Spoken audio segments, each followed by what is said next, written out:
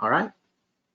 Just wanted to let everyone know that this meeting, because it's a public meeting, it is being recorded. Thank you all. Matt, you are the presenter, and I'm going to mute and go ahead.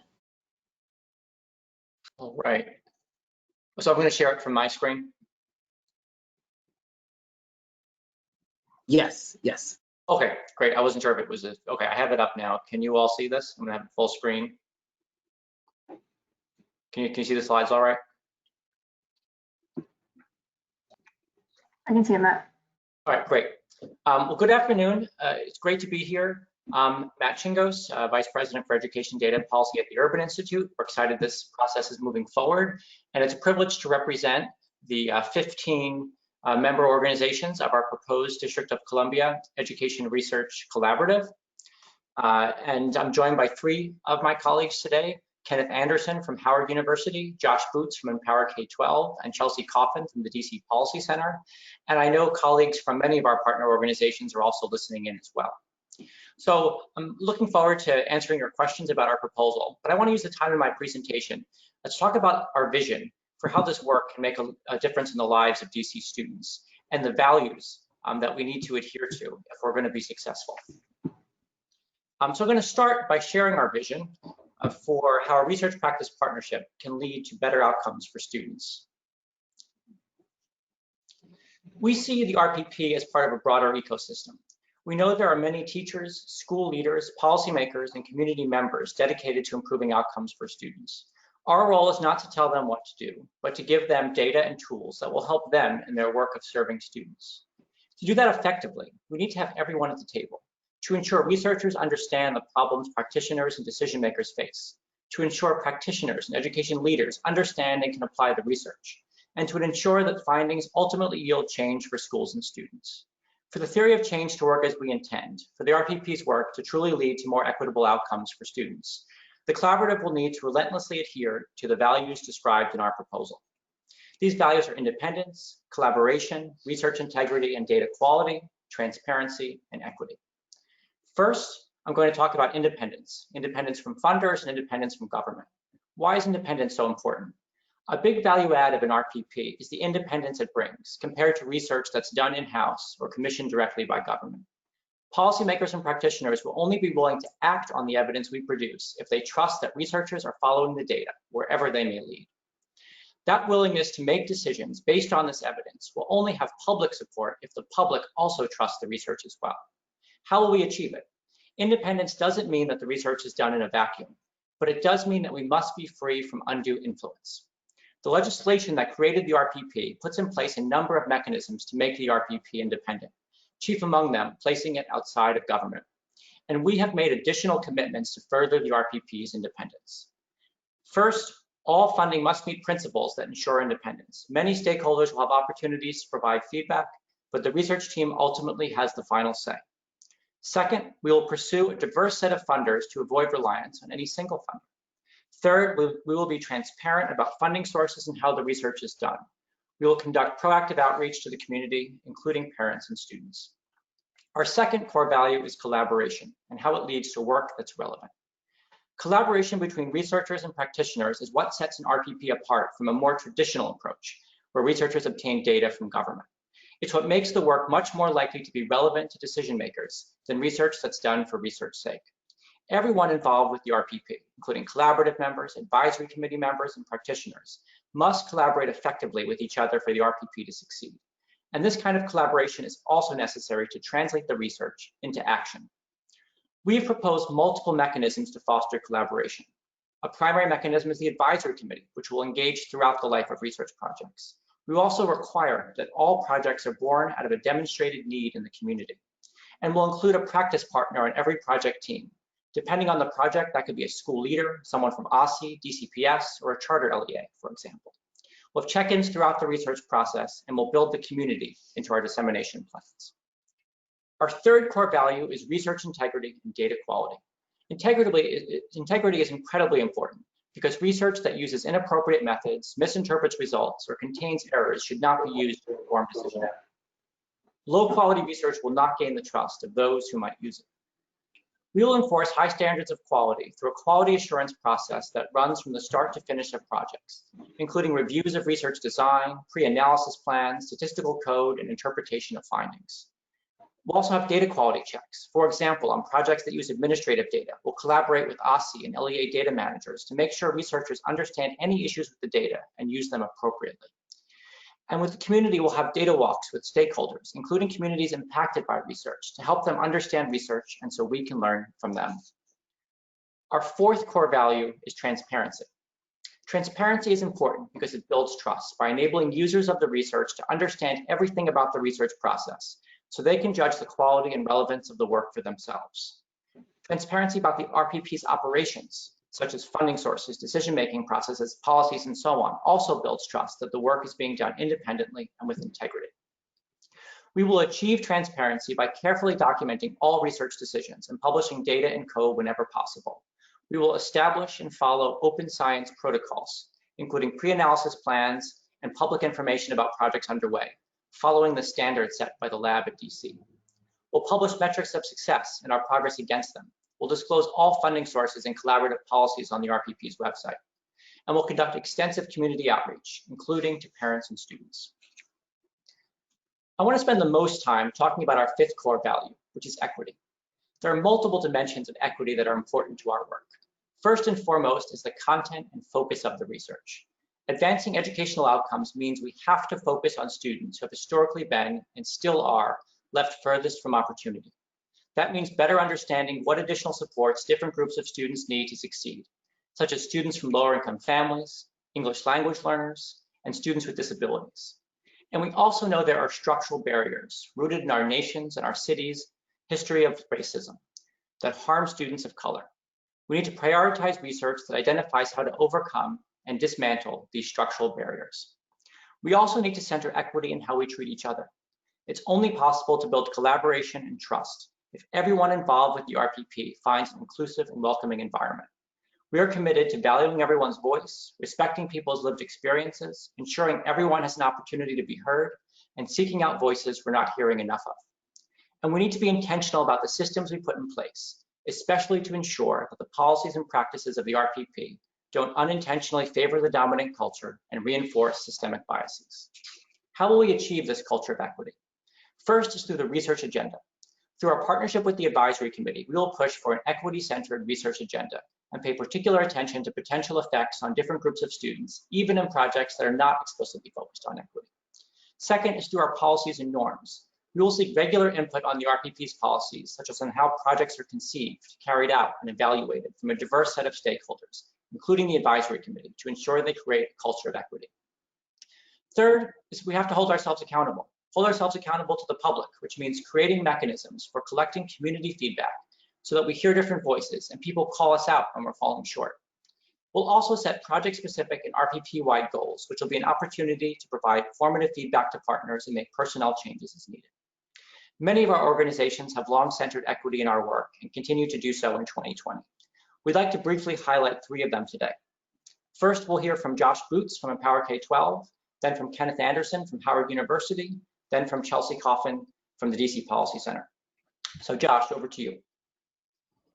Thank you, Matt. Empower K-12 is a nonprofit based in DC. We started in 2015. Our research, we aim to be cross-sector, focused on elevating bright spots among our most vulnerable groups. We blend rigorous quantitative methodologies with informative qualitative information to help provide that complete picture of what's happening. Like good examples are our bold performance work, our bold improvement work, where we identify schools with growth and achievement for at-risk students that are well above expectations, and then find out what is happening at those schools to help translate that data and research into action. Our most recent COVID response work includes the academic slide study that was released yesterday that was from DC, that included data from DCPS and 9 charter networks, really focused on how did the COVID pandemic impact students across different student groups. We worked with leaders and city leaders, council members and LEA leaders, OSSI and DME to kind of design what were the research questions. I would also note that we were only able to answer about 4 of those top research questions because we are just one organization. We are excited to be a part of a group of organizations with talent and research expertise across the spectrum to be able to answer more of those questions with the data we are able to receive from LEAs in the future.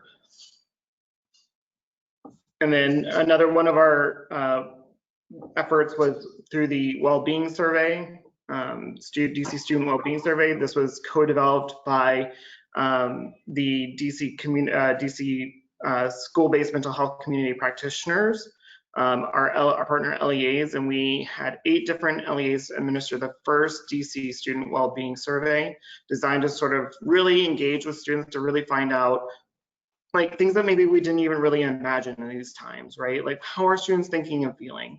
And so to us, this research really illuminated some different disparities amongst students who did always have food available and who did not always have food available, and who had home stability and who had home instability. And so these are the kinds of things that we are trying to do to be responsive to the times that we are in right now. But we do look forward and appreciate the members of our collaborative. Like they have been helpful in helping design this. Also like DBH and DME, we also know that like reaching out cross community, reaching out to DCPS officials to really, and reaching out to students, reaching out to PAVE, parents, to help really design this is important to the work, not only for us, but I know for the other members of this committee as well. Appreciate your time. I'm going to answer any of our questions about us and about this group.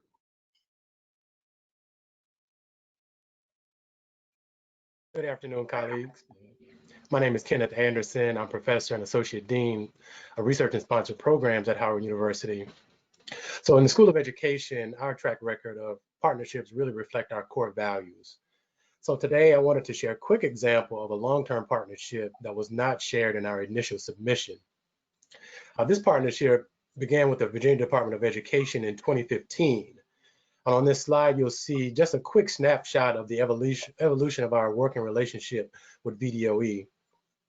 As the first block shows here, VDOE aimed to address the issue of high rates of referrals to law enforcement. So therefore, they contacted one of the U.S. Department of Education's federally funded regional education labs for technical assistance. Based on some previous work that we had done, a Howard University faculty member was appointed to serve as a lead on the project. And before getting started, we held several meetings with key stakeholders such as the state superintendent, the state director of research, and the school improvement team. We analyzed more than 1 million discipline records over a 5-year period and made a series of recommendations through technical assistance memos and presentations. As it shows here, the Technical Assistance Project informed former Governor McAuliffe's Classrooms Not Courtrooms initiative, and some of our recommendations were used to revise the state disciplinary data collection process and inform the equity summits that are offered each summer. So even after the Technical Assistance Project ended, I wanted to really sort of talk about our long-term relationship. So this last block really shows how we still maintain a working relationship with VDOE. We have members on our faculty who present regularly at their equity summits, and 2 are currently serving now on their advisory panel to rethink their longitudinal data system. So I hope this was helpful in just providing a quick summary of providing additional evidence of the strong commitment that we have to supporting researcher practitioner partnerships. So I'll stop here, but I'll be glad to entertain questions at the end. Thank you. Hello, everyone. I'm Chelsea Coffin from the DC Policy Center, and I'm going to talk briefly about some research that we've done recently on establishing an at-risk priority for students in DC's common lottery. We embarked on this research mostly because we believe it has important equity implications for students. This priority in the common lottery would allow students who are considered to be at risk to move to the front of the line at charter schools that opt into offering it. And this is important because it could affect students in DC. Almost half of students in DC are considered to be at risk. And what happens is that some public charter schools with high wait lists and that serving low percentage of at-risk students, sibling preference reinforces existing demographics and in many cases segregation at our schools. So we also found that this research was of interest to practice partners. Some public charter schools fitting this profile were interested to know whether this priority could actually make a difference in their enrollments. And we were able to work with 12 out of the 20 public charter schools fitting this profile who shared summary data in confidence. We were also able to submit a successful data request to My School DC to get some student level application data for 3 years to the Common Lottery to dig into what this looked like from the student side. The collaborative team didn't stop there. We developed a close working relationship with both of these teams. This meant asking data questions along the way and also sharing the findings way in advance of publication. So on the next slide, I'll just talk about what we learned. So this research was timely for policy in DC, and it built on research that the city had already done in this area to look at the system-wide implications of this priority, but took it a step further and looked at this kind of the nuances of what this would mean to implement at different schools. And it was also timely because the DC Council had introduced legislation to allow public charter schools to offer this priority earlier this year. So briefly, what we found was that this priority does have the potential to increase socioeconomic diversity at some of our public charter schools and increase access where diversity is needed most. But when we were able to look at the applications data, we found that some patterns in how at-risk students currently use the lottery mean that this priority would have a lower potential of making these changes. So we hope that these findings will be used in 2022. Thank you. Well, thank you, Josh, Kenneth, and Chelsea, and thank you to the members of the selection committee for your careful review of the proposals and your great questions that have already pushed our thinking. So really looking forward to the questions and discussion. Great, thank you all. I think what we will do now is we'll start with the question portion from the selection committee. You'll just be able to unmute yourself, and we're going to start with, we're going to go council appointment, mayor appointment, back and forth in alphabetical order. So 6 minutes of questions. So we'll start with you first, Akeem Anderson from the Council of the District of Columbia, the Education Committee. Yeah, no, thanks. I guess each individual gets 6 minutes, or like council in general gets 6 minutes? You have 6 minutes to ask a question, and then the applicant can will answer. Okay, just making sure. I guess the first question that I had is mostly around, really the only question that I had for you guys is mostly around the management of the consortium and the collaborative together. So you guys are going to have a 15-member, or is it 13 members because 2 joined together now? Can you clarify that? It's still 15. Raise DC joined with Venture Philanthropy Partners, which was not previously part of the application. Okay, that makes sense. In terms of like managing a 15-member leadership council, you guys are calling it, how are you guys going to make decisions? Is that going to be a majority, a supermajority, or unanimous? And how are you going to work through any disagreements that come up that way? Sure. Yeah, so when we were structuring this, we really wanted to balance the benefits of having a broad and deep set of organizations that bring lots of expertise, but also knowing you can't run something by 15 different organizations, even if they're great organizations. So needing, kind of some strong central leadership, and that's sort of the role that Urban has kind of proposed to play as the managing entity of this. So the idea here is that the decision making will be done, at the end of the day, the buck stops with the executive director of the collaborative and that management team at the Urban Institute. But the Leadership Council is really an opportunity to have a mechanism to bring those organizations together, because we want to do this in a collaborative way. It's not going to be our way or the highway. Urban will need to have the confidence and support of all the members of the collaborative. So we're not planning to structure that as a formal governing body where there's like a vote on decisions and things like that.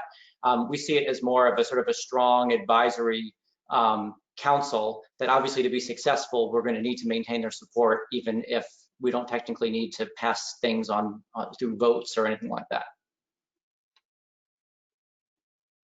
Then I guess how does that work with the advisory committee that you guys are setting up? So the advisory committee is a bit different because, as you know, it's created by legislation, and the advisory committee is going to set up its own, by the first meeting, they'll have to create their own bylaws, that at least specify a few of the things that are required by legislation. Their primary goal initially is to adopt that first 5-year research agenda. In our response to the questions, we kind of laid out a potential process that we would bring to the advisory committee. Ultimately, right, they're a body appointed with institutional members, and the members appointed by the mayor and the chairman of the council. So at the end of the day, we can't tell them what to do, but we really see them as a critical partner in this work, and want to have a good working relationship.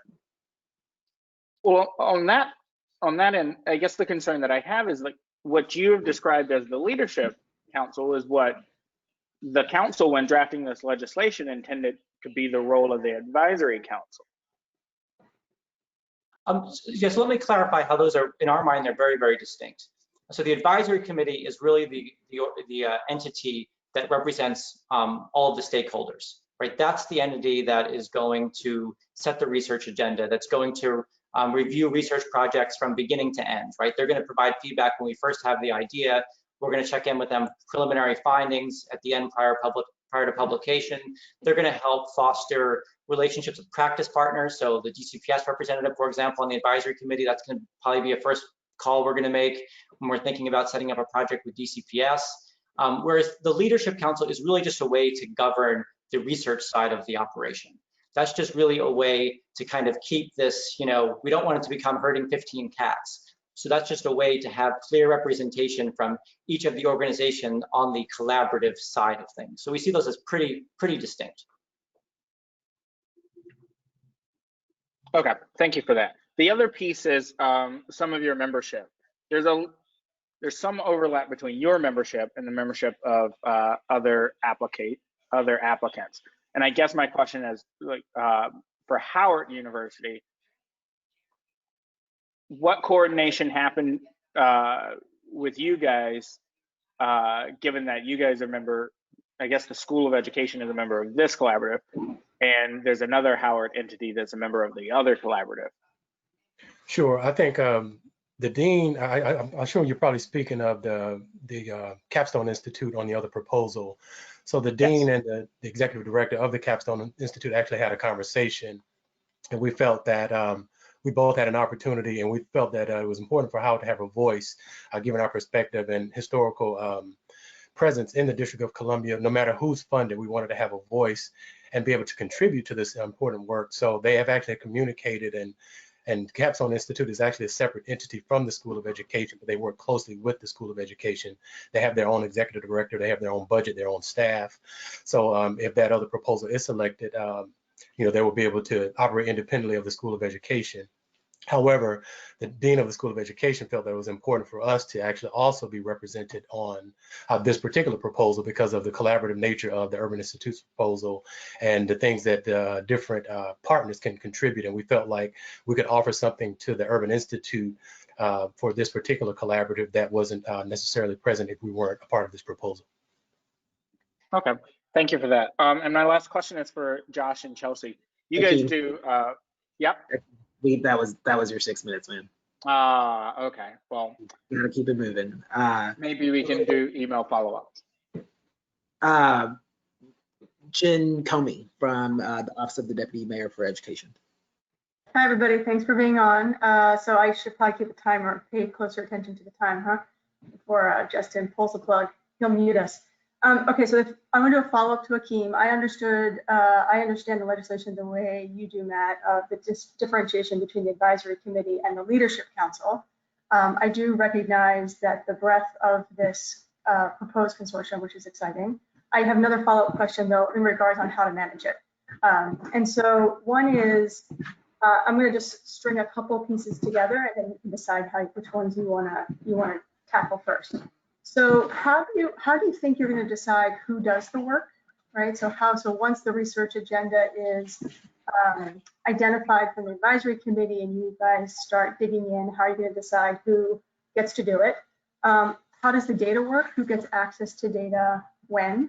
And then fundraising, how does that work? Is this the primary role of Urban? Is this from the other members, part of the consortium? And I'll pause there at the fourth, but that's the reason why I'm not enough to start with?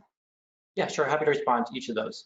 So, ultimately the decisions about who does the work, lie with the core collaborative staff, at the Urban Institute, headed by the executive director. We see that person is playing sort of a matchmaking broker role. It's modeled a bit off of the San Francisco Unified model, where there's a person based, I believe, at Stanford, who kind of plays that matchmaking role.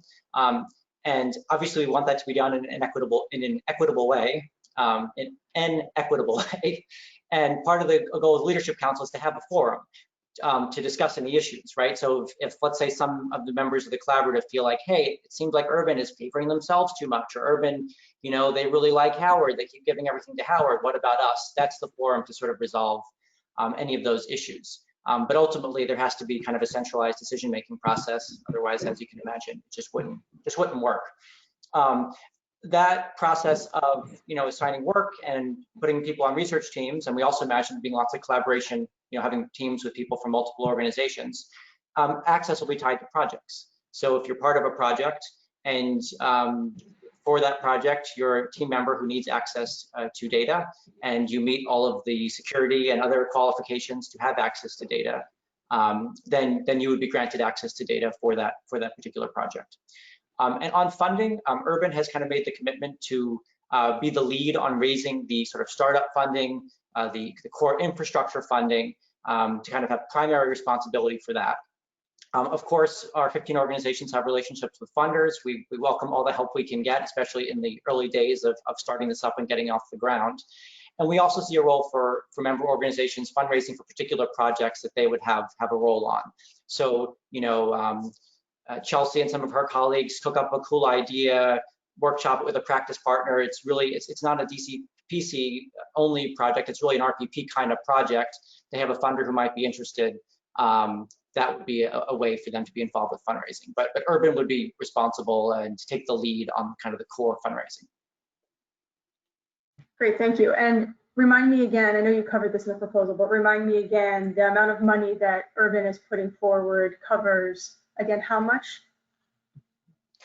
So what we've proposed is kind of by making this commitment, we're obviously taking on some longer term risk. And we've said, we're going to start this right away. So normally at the Urban Institute, we do things sort of conditional on funding. So it's, well, can you give us some data? And if we get funding, then we'll start the project. We think this is so important that if we're selected, we're going to, start hiring an executive director. We're just going to charge ahead with this. So our estimate is that it could take up to something like 6 months to have funding in hand. And so our estimate is that would cost us something like $370,000, given at least the estimates that we put together back in February. Got it. The other question I have, and you state this in your proposal, that you are also open to other research organizations, including other applicants. So how do you imagine that would work to bring others in, potentially? Sure. So we have a pretty well articulated vision and management structure we've put in place. And we really want this to be obviously it's competitive. You're considering another application, but really once we come out on the other side of this process, we really want this to be an opportunity for everyone to come together and work for what we all really care about, which is better outcomes for students. So, what we put in our original proposal back in February is if there, are other applications, we want them to have an opportunity to come and join with us on this. And given that we have a pretty clear management structure for managing a 15-member consortium, doesn't seem like it'd be that much harder to manage a 16 or 17 or 18-member consortium. And obviously, we would need to have buy-in from those organizations on the vision we've laid out and how we expect this to work and kind of common expectations. But apart from that, this is important work. We need all the expertise. We need all the help we can get. I mean, this is obviously a very all hands on deck moment for our city.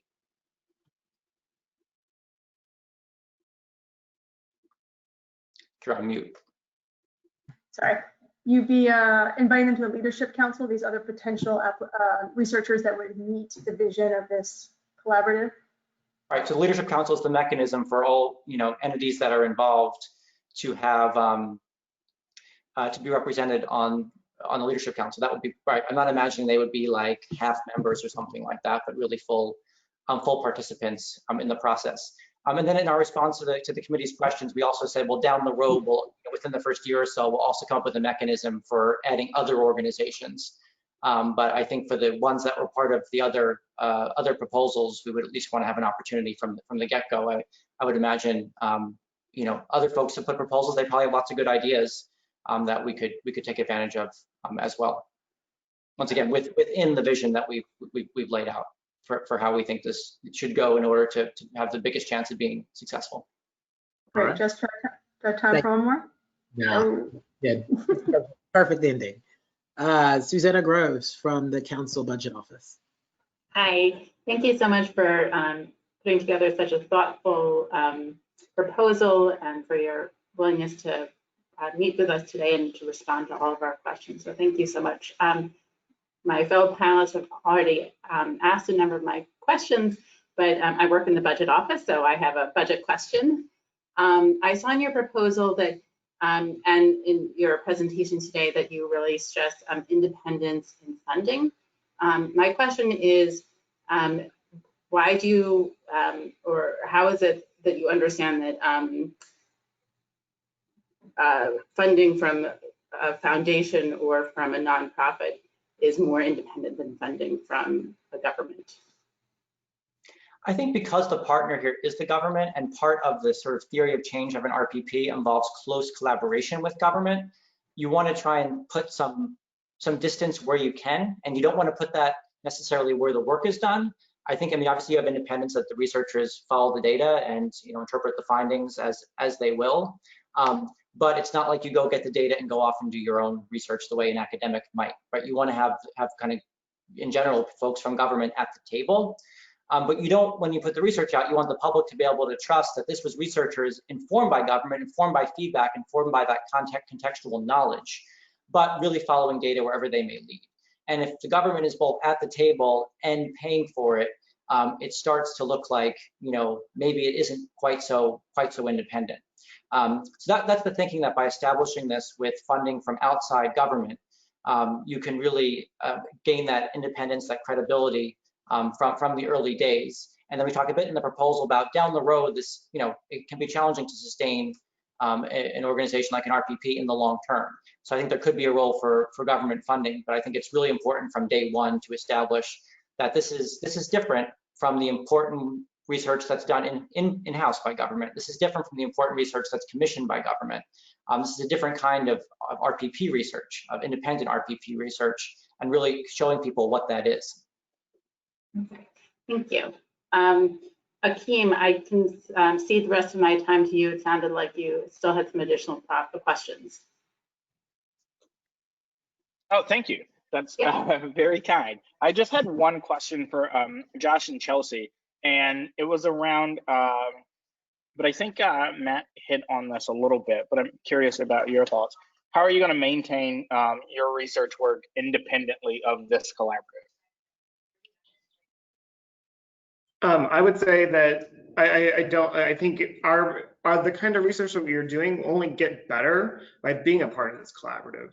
It is I reach out to Chelsea and Matt all the time anyway, but like we would have, even like with Kenneth and the other entities that would be a part of this, is to make sure that we're asking all the right questions and doing all of the right analyses. Like, we think that we do that most of the time right, but being a part of this really talented group of people will make sure that we answer even more questions than we did in the past, and even better and more accurately than we have already.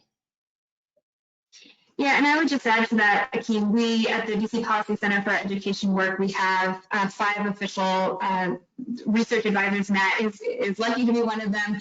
I also reach out to Josh a lot and others, so this would really be a larger and a more formal network. And I think Josh and I, other local researchers, do have kind of strong ties to DC, and this kind of links us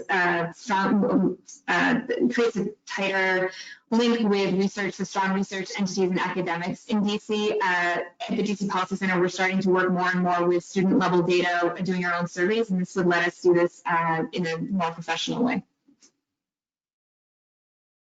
Okay, thank you.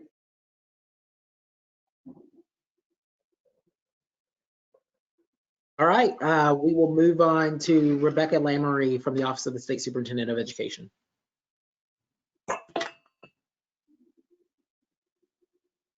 Thank you, Justin. I thank you, all of you, for being so generous with your time and your explanations. Both your proposal and responses were extremely helpful. I think one of the downfalls of going later in the group is that some of your questions are already answered, which is good that I think we're already thinking about the things that are important to us. A couple of things that I have that weren't asked is that the schedule contains quite a bit of like forming, norming, figuring things out, especially at the beginning, which makes a lot of sense. Maybe that we'll form an executive committee, maybe not. And then you're thinking about within the first month how you'll draft the job description for an executive director. What do you see as the primary drivers for those decisions? And then with much of the decision making occurring in these collaborations, how are you thinking about the balance between collaboration and execution to ensure that like neither are the downfall of the other? Great, those are great questions that sort of get at the heart of doing this work well. I mean, so the primary drivers of the decisions early on, I mean, it's going to be about first, establishing the independence, the credibility, the transparency, the trust, all of those things that are part of the core values of the partnership. About, taking the time to get things right and get all that input and feedback and collaboration, but also we're at this incredibly challenging moment and we don't want to spend a year having meetings about meetings, right? So there's a bit of a tension there, right? That we want to charge ahead and help solve the huge challenges facing our city at this critical moment.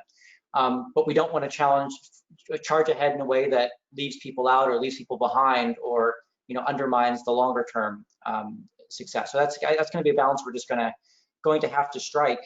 And I think we'll lean quite a lot on the advisory committee and interactions with them, and really building buy-in to partner with us both as we create this RPP, but then also maybe try and do some useful work right away, even as we're putting agreements in place and getting data for projects that we'll do later.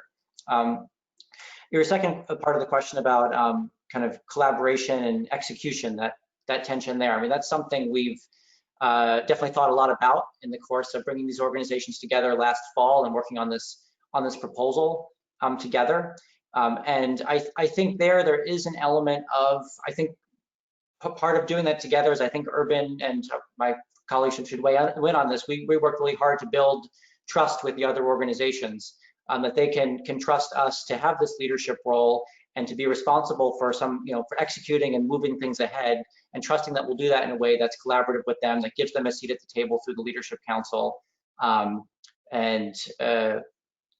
so that we can both have the centralized decision making and ability to really manage this and push it forward, but still benefit from all these organizations without it devolving into something that's unmanageable. I don't know if any of my colleagues want to weigh in on this. It's an important question.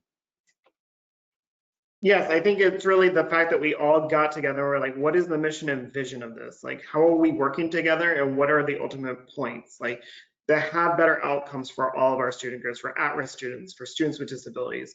Like, these are the clear-eyed things that we are all in agreement on. And I think, yes, there will be, tensions and challenges in terms of like getting through all of that. But I think because we are all committed to those things, the rest of it is stuff that we can handle.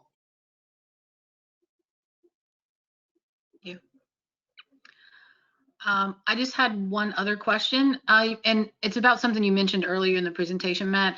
And I don't want to mischaracterize or misquote what you were saying, but it was something to the effect of the goal was not to provide recommendations, but to provide more tools so that schools could make better decisions. And so I just wanted to make sure, like I heard that right, and just clarifying what you all saw as your role as the RPP. Sure. I think that the distinction was to really understand our role, that we're not the decision makers here.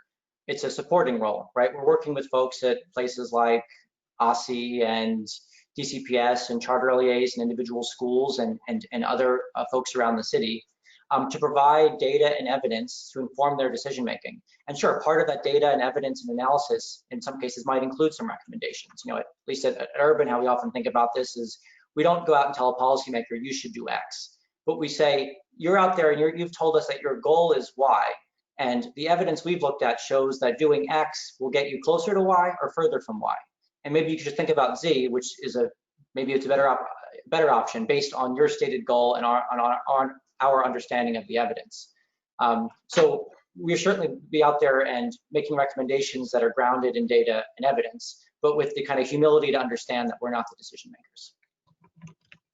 Thank you. All right, Aaron Roth from the DC Office of the Auditor. Thanks, Justin, and thanks everyone, echoing everyone else's appreciation for both a really comprehensive application and your time today that helps us just dig in pretty deep, actually, given all the detail that we have. So thank you, appreciate that. I wanted to follow up on a couple of points in the supplement that you just provided on data and research methods. But Josh and Chelsea, your projects that you talked about provide a helpful example. So on the data piece, when you were talking about creating an archive, it wasn't totally clear to me whether in that archive you plan to resolve weaknesses that you find and provide, more of a cleaned set of data in that archive, or whether you, plan to just note the issues you find, whatever they are, and document them and provide it that way. So curious where you fall on that and why. And I think that both the at-risk preference study and Empower K-12's just yesterday, congratulations, provide sort of useful examples there with, I think Chelsea, you guys noted issues with missing at-risk indicators, and Josh, Empower K-12 noted, and you guys can state this better than I can, but or flagged potential issues with the test taking sample and excluded 41% of the students' test scores that you did have for various reasons. So I'm curious how you would approach making that archive and why. Sure, so I'll take a first stab at that and then of course invite my colleagues to weigh in as well. So I think a big value add of an RPP, and this is really building on the Chicago model, is having that data archive, that it's not one-off data requests, which A, I would imagine get overwhelming to OSCE and other folks who might provide data. And B, it's every time you're kind of reinventing the wheel, understanding issues with the data. And maybe in some cases, the researcher doesn't understand it and publishes something that's based on a misunderstanding. So the idea here is to really build an archive that can be used over time under the right, legal agreements and privacy protections and all that that's laid out in the proposal, but can be used for, in a repeated way over time. And part of that is identifying issues. And I think my approach to it is really, of course, we want to fix what we can. If there is stuff that is messy that we can clean up with an eye towards research, which is obviously a bit different from, government collects data, not just for research, but for lots of purposes. So we clean up what we can and document what we've done and not have to reinvent that wheel. So if we can fill in some missing data somehow, or we can harmonize things that were collected in different ways at different points in time, we do that. And then if there are other issues that we can't fix, because, for example, maybe some data just weren't collected at one point, or there was a mistake in how they were collected, we can't fix that, but we can document it. And we can make sure that everyone who works with these data is aware of those issues. And as part of the quality assurance process and reviewing products, let's say there's a research partner on a project who didn't pay so much close attention as they should have to the documentation. We can catch that in our review process and say, hey, it looks like this, you didn't quite get this. Can you check your code, make sure that that's reflected in the analysis and doesn't lead you to make a mistake. So I think that's just really a huge advantage of doing this in kind of the RPP kind of way, data archive kind of way, versus one-off projects where I think there's just a much greater risk of making those kinds of unintentional mistakes. Yeah, Aaron, that's a really great question, a really important point, right? Like, we see our process is coaching throughout, right? In terms of like the data from the testing, right? It was such a unique testing environment. It wasn't that the data itself had issues, but like when we got it back, like just knowing the fact that like kids took this at home, we did have a session with the LEAs to be like, we excluded students, here's why we excluded them. And then we gave them back the information of like, here's who we excluded from your data so that you can understand better on your end why we did this. And it actually gives them a little bit more value because there's such small sample sizes coming from individual like charter schools that they can't even necessarily understand the differences within their own data. So like we do see that coaching role throughout the process. Just like, and we do that with when we build dashboards for them, right? We're just like, bad data in is going to mean bad data out. So here is why we made these decisions and how you can improve your own processes. And I would just add, go ahead. Go ahead, Ken. Okay, sorry, I was just wanted to add some of our work with the Regional Education Lab was really informative to us because one of the things we did with this school resource officer school disciplinary project, it was several 100,000 records each year of discipline data, and these records were collected individually at schools with data managers who had varying levels of training and understanding of how to input data, et cetera. So before we did any studies and presented results, we did a data quality study. So our team got together and really just looked at data quality, and we found issues with things like a student being referred to law enforcement, but there was no code that they were actually engaging with law enforcement. So we had to notify the district that we were finding inconsistencies that would allow a data manager to continue to enter data when they entered no for one question. That survey should have been shut off, but they didn't have that logic built into their data system. So we were able to provide that advice to them so we can ensure that we're using quality indicators when we did our data analysis. So we had very robust conversations about that. We documented that, and one of our technical assistance memos was really about data quality, not necessarily about those results. Yeah, and I would just add, Aaron, you mentioned that the at-risk applicant data, and we did notice that it was missing, and got to the bottom of why, and for which students it was more likely to be missing, and I think that was helpful for interpreting the results. I'd also add that we have worked formally with the Urban Institute, I think it was a year ago, 2 years ago now, on putting together master data set of sorts of school level data, and we're back and forth with Urban a little bit and some previous work that they had done to figure out what we could impute, as Matt was saying. And I think the value of doing this once and doing this with a group that's established is that you have more people in the room with a common understanding of what matters, and you can build on it. As Matt was saying, it's not a one-off situation. All right, thank you. And then lastly, Cinqui from the lab. Was that all of my time, Justin? Sorry. Yeah, yes, I had Aaron. one more question, but okay. Thanks. Great. Thanks, Justin, and thanks to all the collaborative partners for their proposal and also for answering our follow-up questions and participating today. Getting to go last is great because a lot of the questions were already asked, so I can fill in some different areas. The first one I have is I think pretty quick, but the supplemental materials, Urban, when they discussed the data archive, Urban spoke to being able to set up a cloud-based environment with different procedures for data access.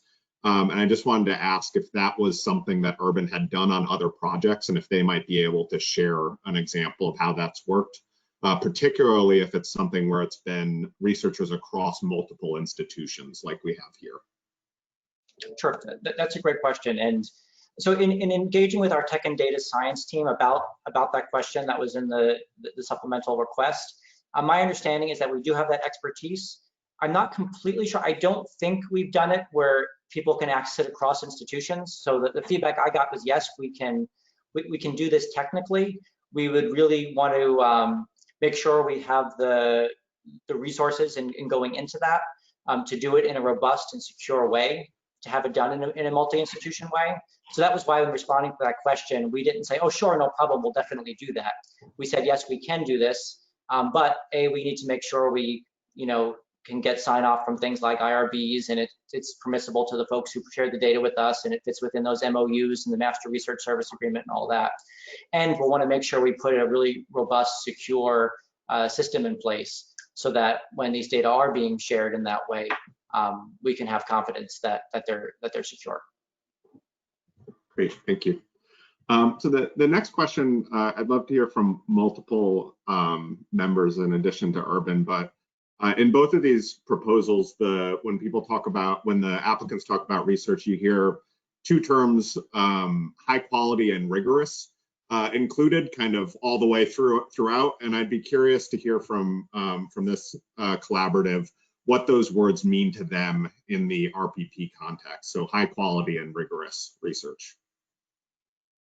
So I'll give a very short answer so there's time for my colleagues. In my mind, it means it's using the best data and methods available for the question that you're trying to answer. So the way I look at the quality of research is, given what the person was trying to learn, did they use the best data that were possibly available to them and the most appropriate methods to answer that question? And were they transparent about what they did so I can actually assess whether they did that?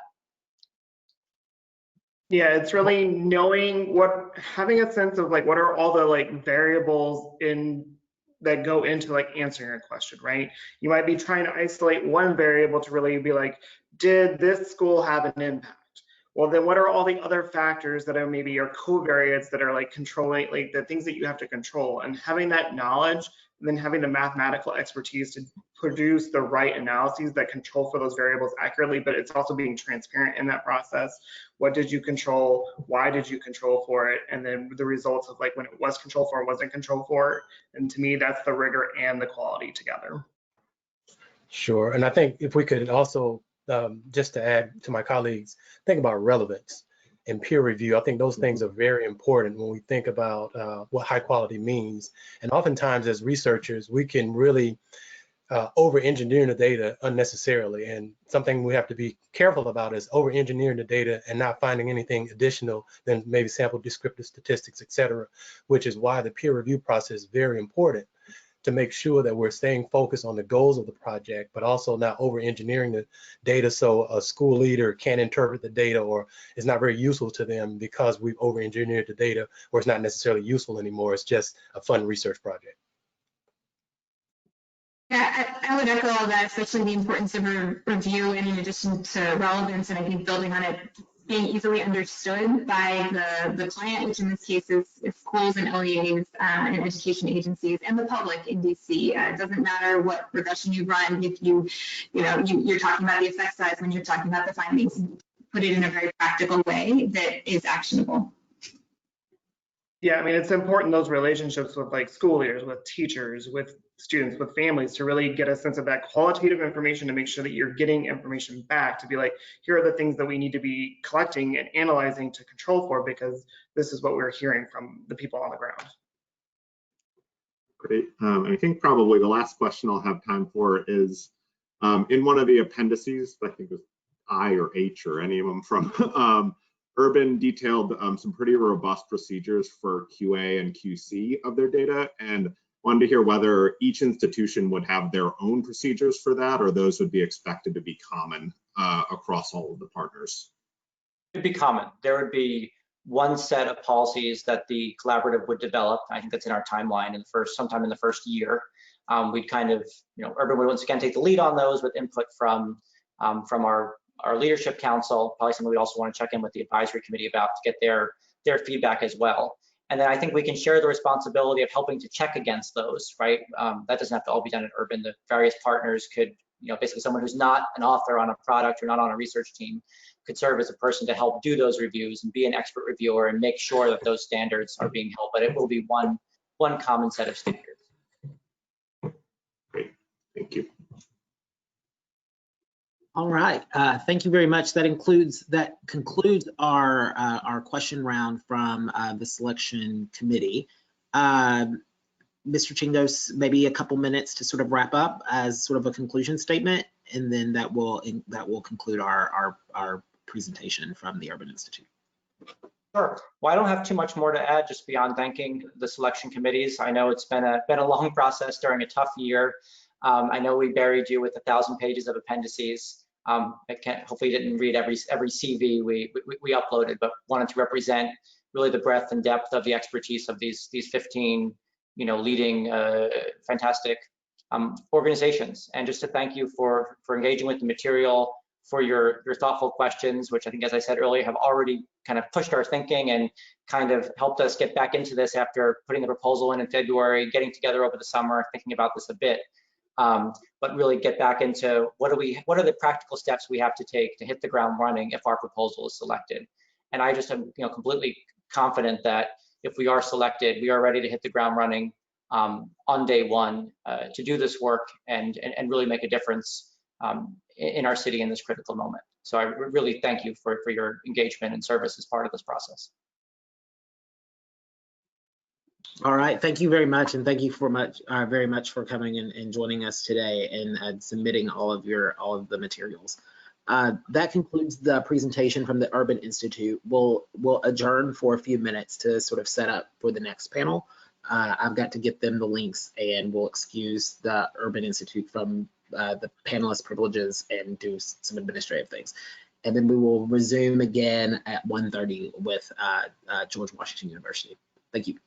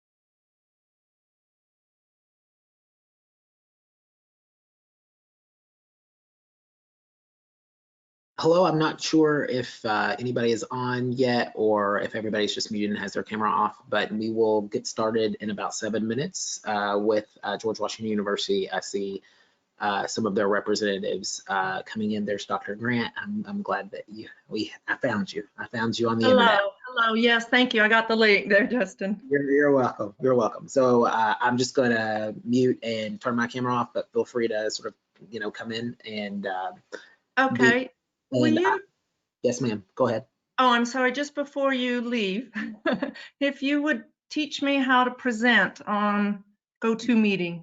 Yes. So broadly, what you will do is, so I dropped your handout, your presentation into the handouts there so the audience can see it themselves.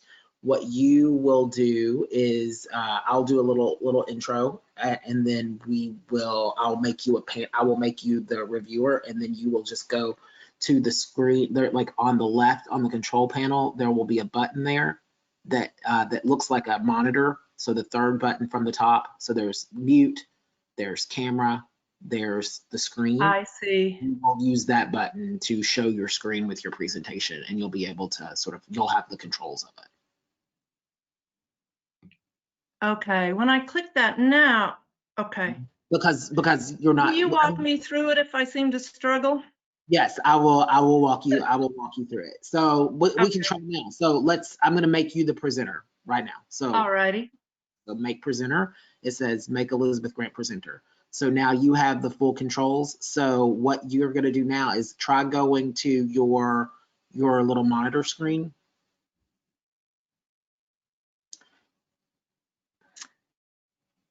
Okay, let's see. Did that? Oh, I see that. Oh, wait a minute. I still see your face, but if you're wanting to show, so you could go click on like show screen. Okay. It says to get access to this app in system and preference priority. Okay, I have to change my system preferences, it looks like. No, I don't know what that means. I don't know either. Let me see if I can. Oh, okay. Yeah, there's GoToMeeting. Will not. Okay. It should. Okay. Let me see if I can do it now.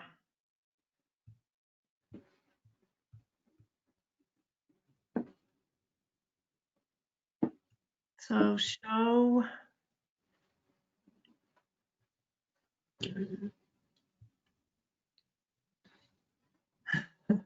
Will you tell me which button that? Oh, monitor. The little monitor button, or at the top, what you can do there is it's where it says sharing. Tap on that upside down triangle, and you'll see another command. And then there's a big play button there. Another triangle that says show screen. You try that.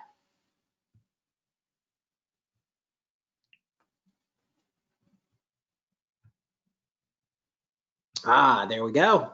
It's up. Okay, can I do one more thing while I have you on? Of course. Let's see if when I click through, you can. Oh, is it clicking through? Mm-hmm. Oh, I see everything. We're at a slide called GW Consortium, locally grounded. Mm-hmm. Nice. Okay. Good. Okay. All right. So I'm going to go ahead. Should I leave this here, or is there something I should say to stop showing? So I'm going to take. We could leave it there. People can hear me. Let's not. Well, you stop showing screen, but like. I think I got it. We'll get there. We'll get there. It can be done. It will be done. Do you see the other teammates on here? Let's see here. So Christina Russell, yes. Jennifer Lee. Yes. That's who I see there. And Michael Foyer and Kirsten LaFlock. Okay, I don't see them quite yet, but I know I've heard from Michael via email that he has the link. Okay. Hi, Christina. We're going to see people.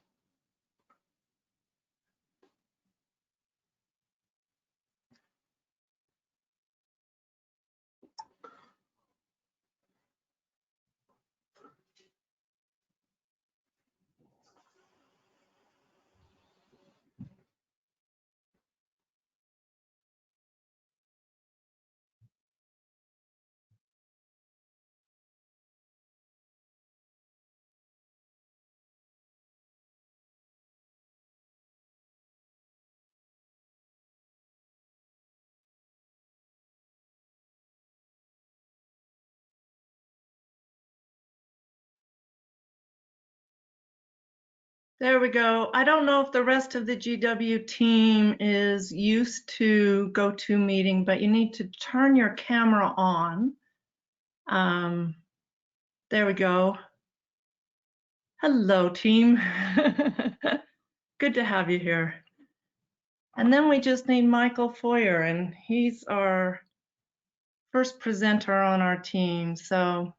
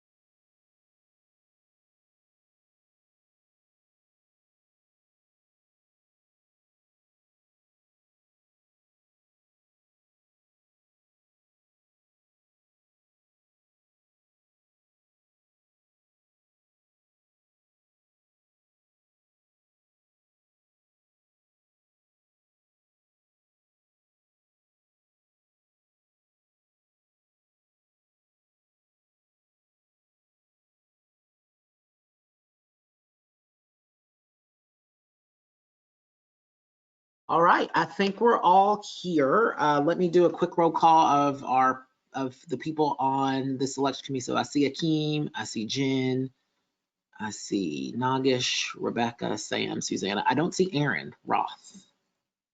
I'm gonna bring her in. Can't not have Erin Roth. Let's see here. What do I do?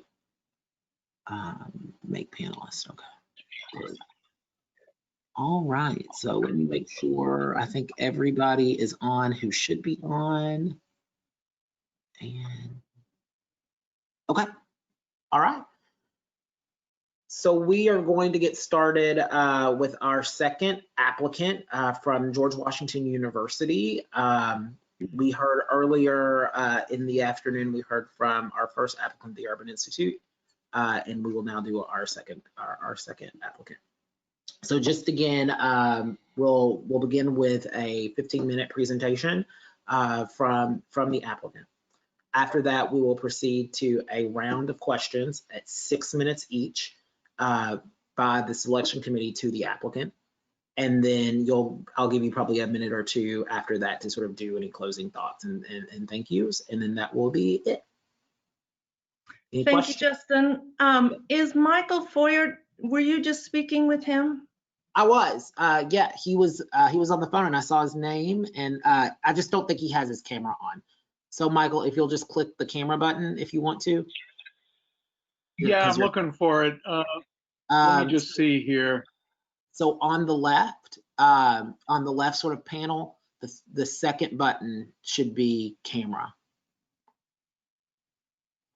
Okay. I can hear you, but I can't see you. Okay. The second, let's see here, computer audio, and then built-in output. Michael, I it's don't. there's a menu under an orange arrow highlighted, and under that menu, there's a microphone picture and then a camera picture. Do you see that? I think that's the best place to click in. Or you can go to webcam. You can go to the section webcam, and underneath that one, Yes. you can share your webcam. Oh, there we are. We see you. Terrific. There you go. Oh my goodness. Well, that's a fine way to start, showing my technological proficiency. Apologies. Luckily, we have others in the team. I believe I should begin with starting to show my screen to show the slides, right? Okay. Just like you practice, you're the presenter. You have everything you need. Oh, there it is. I'm going to stop talking and you're going to go. All right. Terrific. All right, Michael, you're up. Well, thank you all very much for this opportunity. We know you've had a busy day so far, and it's probably been a pretty busy year. If that's not the understatement of the week, then I'll find a better one. Nice to see you all, and thank you for giving us this chance to share with you our thoughts on this very exciting prospect. We are, as you know, we have been for some time very avidly enthusiastic about the city's decision to go ahead with forming this kind of a research practice partnership. This is actually an idea that in one form or another, I and my colleagues have been dreaming about for the District of Columbia for quite some time. Just by way of introduction, professionally, I am a researcher, an academic. I'm the dean at the Graduate School of Education at GW. Maybe as importantly, I'm a now 37-year resident of the District of Columbia, and my kids are proud graduates of the DC public schools. And so that was yet another reason that I have always had a special place in my heart for trying to contribute somehow to the improvement of education for all the kids in our city. I just add that much of my career has actually been in that somewhat hazardous intersection of research and practice and policy, and that most of my work has indeed been in forming and conducting and leading different kinds of partnerships. I spent a long time at the National Academy of Sciences. Before that, I was at the Office of Technology Assessment. In my capacity as president of the National Academy of Education, I had continuing opportunities to work with people in the world of policy and practice and connect them to the scholarly community of people whose ideals and whose passions about bringing scientific evidence to bear on tough questions made for some very interesting and fruitful collaborations.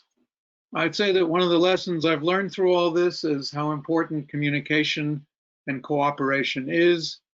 I can share with you that it is indeed true that in the scientific community, there is a tendency on the part of some of the researchers to drop in from the sky with recommendations based on analysis of data, and then expect the people in the field to adopt the recommendations and accept them as the closest thing to truth that's possible. I've actually developed a somewhat different philosophy about this, and I believe that even more important than sort of findings from data is the facilitation of useful conversations about the data.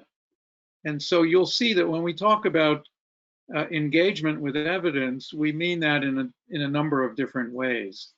We engage with the evidence, by which we mean we want to interpret it, but we engage the people who are really in the community, who have to work with the schools, with the leaders, with the children, with the parents, to help create an atmosphere in which their decisions can be informed by what's in the data.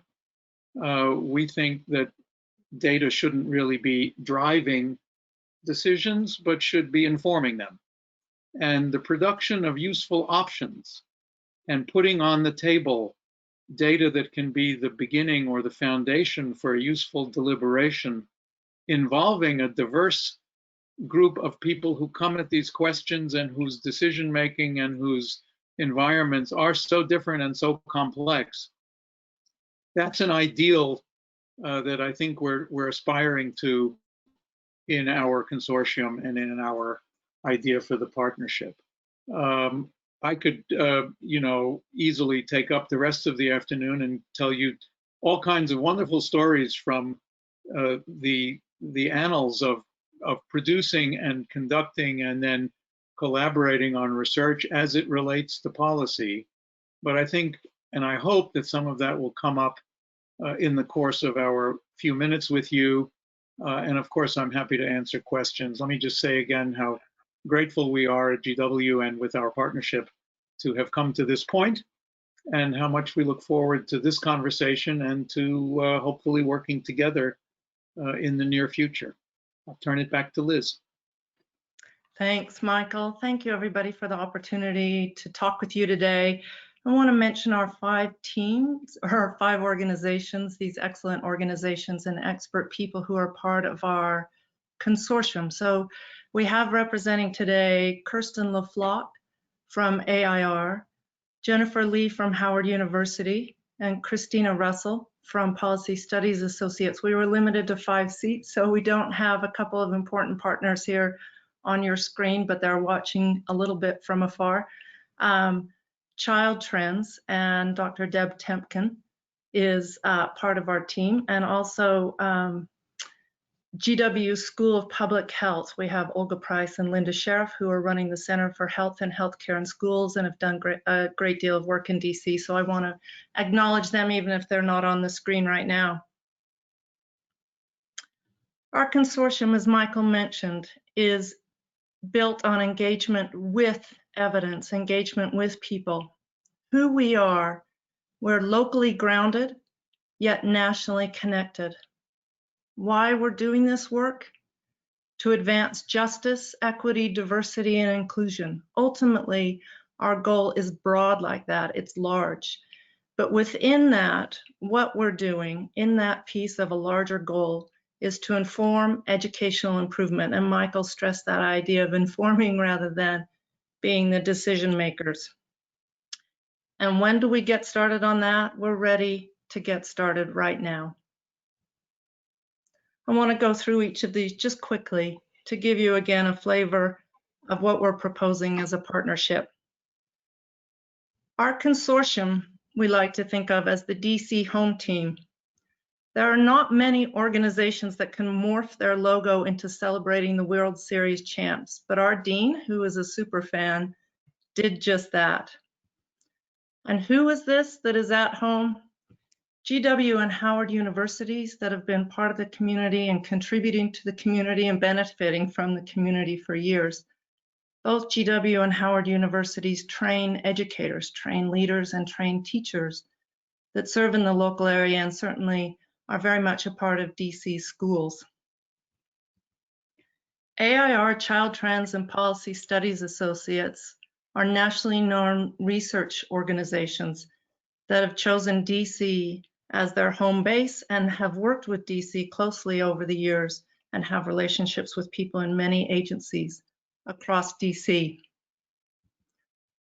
And what we do in DC, we conduct research on local issues and for local constituents. In our proposal, we mentioned a number of the partners that, as a collaboration, we've worked with together over the years in DC and who we are partnering with now. It's important for us to have those kind of connections in the DC education agencies, but also other agencies that are involved in the issues of schools and children and families in DC. We're also nationally connected, and one of the reasons why we're nationally connected is it's a group of top-notch researchers who we have on our team. And because of that, we are able to partner with top-notch researchers nationally. Our team works with colleagues across the country on research and technical assistance projects. We're associated with, as Michael mentioned, with the National Academy of Education. The Annenberg Center at Brown University recently reached out to do some work in DC around responding to the pandemic with some quick continuous improvement projects. And Dr. Olga Price, who I'd mentioned earlier, is helping us with that work. The Carnegie Foundation, who centers their work on improvement science and working with practitioners in the field we work with. The National Network of Education Research Practice Partnerships, with the wonderful acronym of NERP, is the National Association of RPPs. GW was a founding member, as was AIR, and we have been active in that organization as presenters at national conferences and in collaboration with the other partners in those groups. The number of associations and partnerships with think tanks and organizations and associations across the country is too many to name, but we're engaged in those. And because there are experts on this team, nationally known experts, they're engaged in national education conversations. Finally, we're connected with funders across the country. Of course, researchers are, in order to support the research work. So we have partnerships and relationships with organizations like the Hewlett Foundation or the Gates Foundation, Spencer Foundation, Walton Family Foundation, others that are hopefully interested in DC's research practice partnership, and in our conversations with them have shown interest in being supportive of this work over time.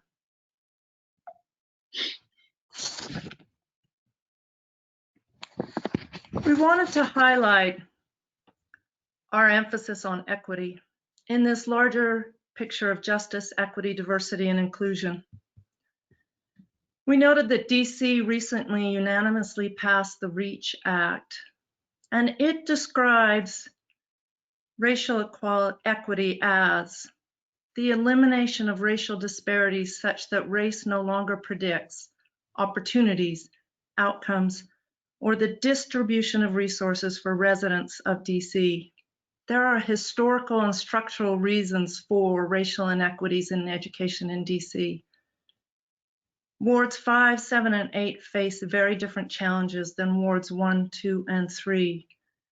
And we want to be part of reaching out with the community to minimize, to eliminate racial disparities. So our RPP contribution we see is happening along two lines. First, that we advance research to eliminate disparities and increase opportunity. This is the direction of the research that we would want to put together with the advisory committee for an agenda over the next 5 years. The second thing we do is to address equity is to consider our approach to community engagement and collaboration, and base that on an equity orientation using an equity lens. And you've seen in our proposal our statement on that and our desire to make equity part of the conversation at the beginning stages of research, as well as in the middle and how we're conducting the research, and at the end about how we share findings and create meaning together around that research. Engagement with evidence. As we mentioned before, the goal is to inform practice, to provide options to policymakers, to ensure that the evidence reaches multiple stakeholders, and this is important, to promote shared learning in this. It is in the implementation pieces, which is based very much on knowledge and learning and understanding, that change actually happens. The other piece of this that's important is to think about what kind of evidence is valuable. We see it as evidence that addresses problems of practice, There are a lot of studies right now showing how the pandemic is increasing achievement gaps across the country and locally here in DC. What we want to see then is how we can make a difference. What can our institutions do? What can our people do to make a difference? And we want to answer questions that are related to their practice so that on the ground changes can happen. Our goal as a partnership is not just to produce high quality evidence, but to support improvement. AUSSE had set out the goal that every student in preschool, I actually can't read this whole thing because my control panel is in the way. I'm sorry. Every DC student in preschool through grade 12, regardless of background or ward, will have access to a high quality public school education. Research matters generally, and in this case, it matters as much as it is applicable.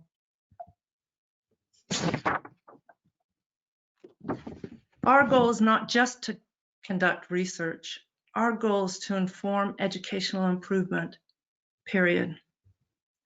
Finally, we want to state that we're ready on day one. We're ready to go as a partnership. We've spent a lot of time together preparing our proposal and thinking through how we work together internally as a group to make decisions and to further the research. And it's not a question of just getting this off the ground. We've built relationships and honed our working structure together over the last almost 24 months together as we've thought about a research practice partnership. We know each other. We know DC schools and agencies, and we know DC constituency. And we're ready to be allies with you in confronting educational challenges. Dr. Thanks again for the opportunity, and we look forward to talking with you for the next few minutes. All right. Thank you so much for the presentation. We'll move to the selection committee's questions. We're going to go in reverse order than we did the last time, but you don't need to remember the order. I've got the order. So we'll start with Sam Quinney from the lab. Sam's giving me, I guess I should have told you that a little earlier, Sam. I'm sorry. That is okay. That is only fair. And thank you to the consortium for your engagement with this and both your initial proposal and your responses to our questions and your willingness to work with us on this. My first question, I think, is relatively simple. You discuss a very high quality data archive proposal. And I wanted to just ask if that is something that the consortium already has done or has used in other circumstances, or if it's something that they would need to build anew if they were to be selected for this. GW itself has done this kind of online data archive and does that with partners across GW and other partners. So there are examples of that in our IT systems at GW where we have done that. We've not set that up yet as a team, this group here that's presenting. And we would just need to carve out the space on the cloud to set that up and to set up, really it's the access issues and how researchers would be able to do that through that virtual desktop environment and that sort of thing. So the GW team has done that before, but we have not yet set that up as a consortium. Thanks. And then the next question I have is I'd love to hear from all the or at least multiple of the partners represented here, but in all the applications, words like high quality and rigorous research methods are sprinkled throughout. And I'd love to hear from this applicant what that means to you all to have high quality and rigorous research methods. That's great. I'm going to, Christina, do you want to take that one on for us? Christina is with Policy Studies Associates. Sure, happy to do that. And thank you for that question. I think it's an issue of rigor and quality, something that's very important to us. And I think, you know, for myself and my colleagues, we think of that on a few different dimensions. You know, we really think about the quality and the rigor of the methods that we're proposing. So we've, you know, in our proposal, we've written about having a research review group review these studies that are proposed for their methods, for their designs, for the validity, for the questions, making sure that we're also applying that equity lens Elizabeth talked about. We've talked about having an independent analyst review the designs, review the studies at various phases to ensure that rigor externally, even through our committee. But at the same time, we're also committed to quality and rigor from that engagement and usefulness perspective. So really thinking about quality, not just in terms of methods, but really in terms of how useful and responsive are the studies and are the findings that we will be giving be to these stakeholders in the district, to OSCE and others who will need to translate and really think about how these findings will apply to improving practice and improving educational opportunities and outcomes. So really thinking about quality and rigor from both that application perspective as well as from the methods perspective.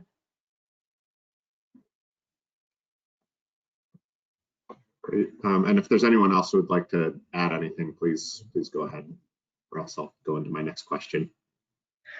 I think part of that with the rigor in the academic world certainly speaks to the methods and the scientific expectations that way, that there are generally understood standards for scientific research.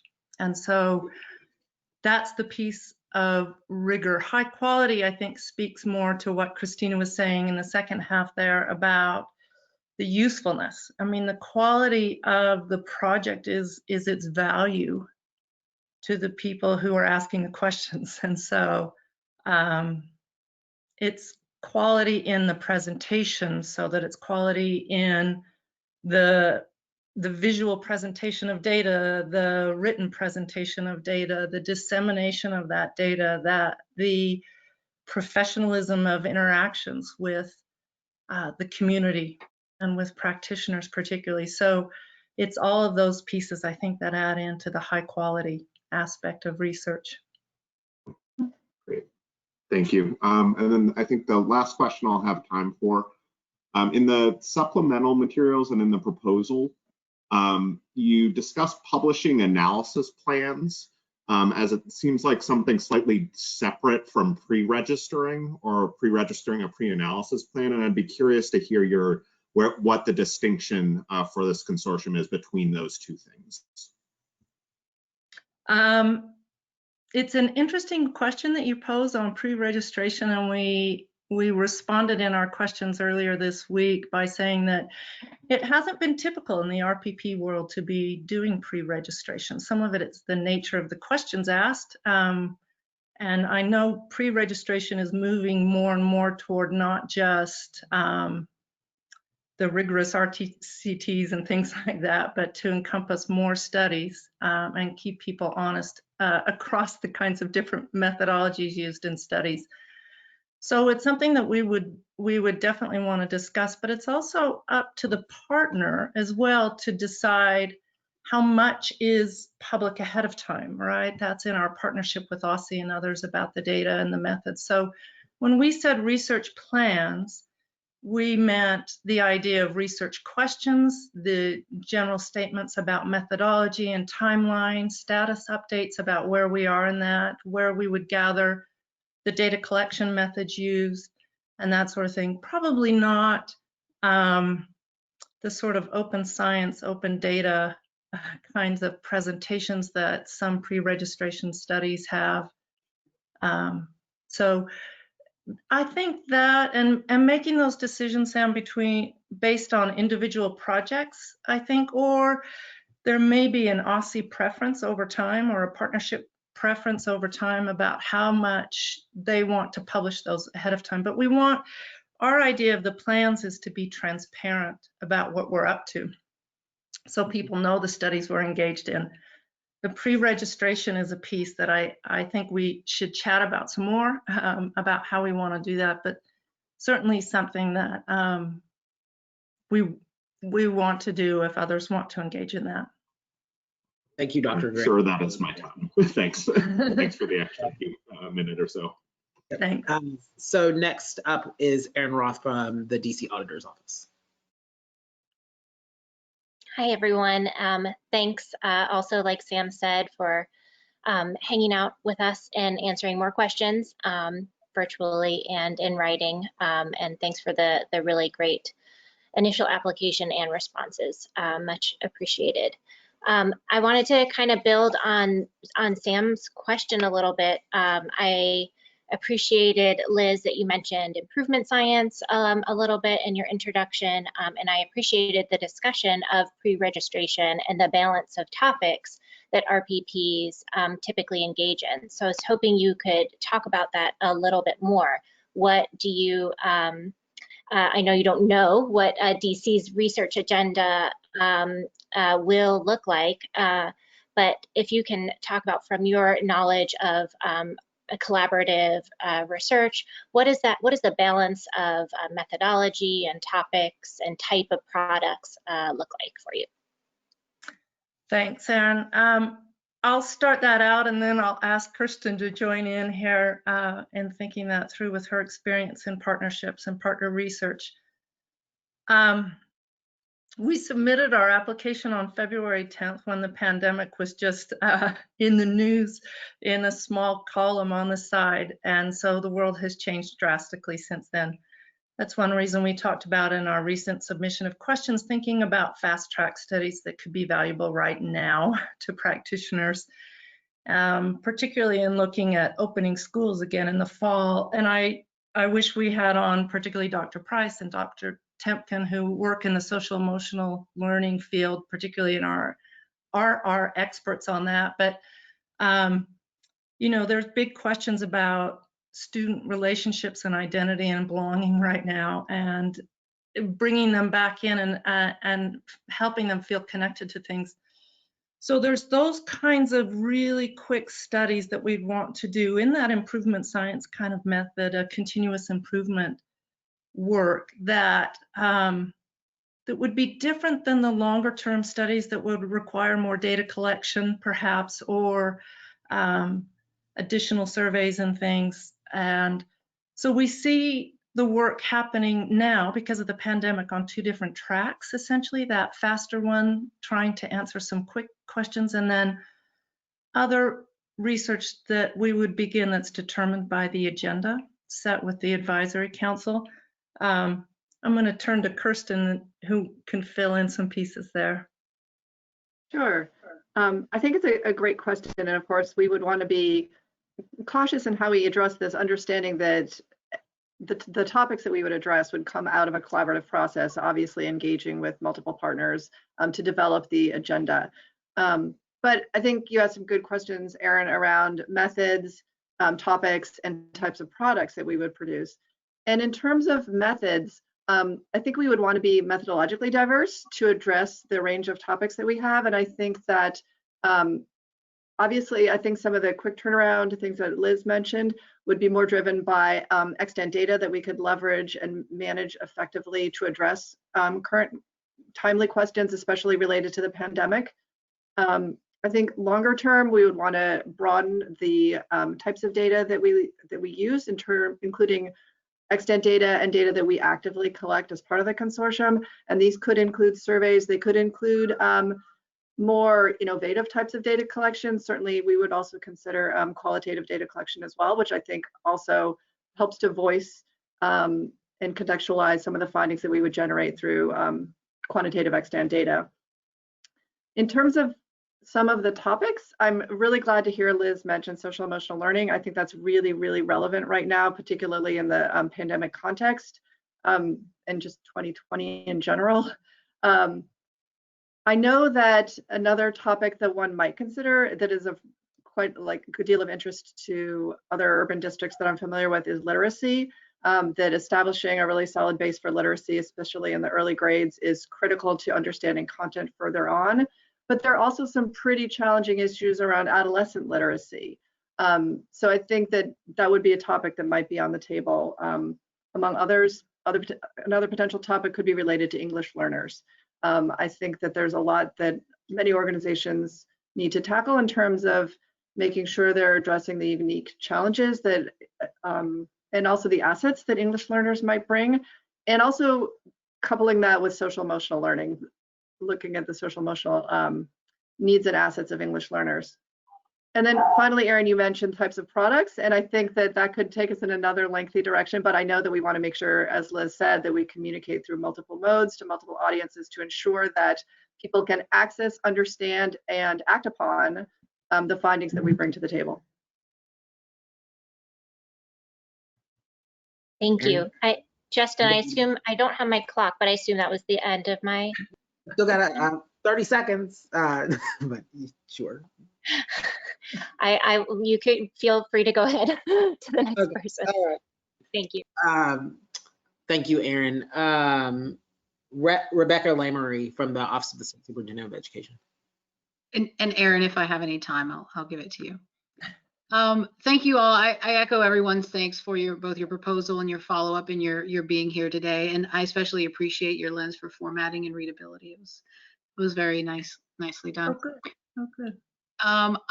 My question is, I have a couple of questions, starting more with one about execution. With a 6-month to an agenda timeline that involves significant external engagement, I'm curious to understand how you're thinking about the execution of those goals in an environment where stakeholders are already carrying additional burdens, as well as thinking about the balance of thoroughness and efficiency in moving to an agenda within 6 months. And while still ensuring that you're engaging stakeholders in a meaningful way. Yes, Sorry, that was I very think that's a very valid question, and I think my teammates thought that might be a little optimistic, but I'll tell you why we went with it, and that is that the pandemic actually offers opportunity. When we're not meeting in person and we can do it virtually, there actually is a little bit more freedom in getting together and doing, as we mentioned, a number of short meetings to get people up and moving and on the same page. We also were thinking about coming to those meetings with materials in hand that are sort of that straw man approach where we can seed the conversation and get it started, so we're not starting from a blank page. There are a lot of examples of research agendas across the country with RPPs. And in some ways, I think picking and choosing those that are most valuable to our setting is a good way to start at least the conversation. I think that outreach to, you're right, we need to keep the burden on people low in a time when everybody's pressed, and figuring out how to do that, how to have those conversations.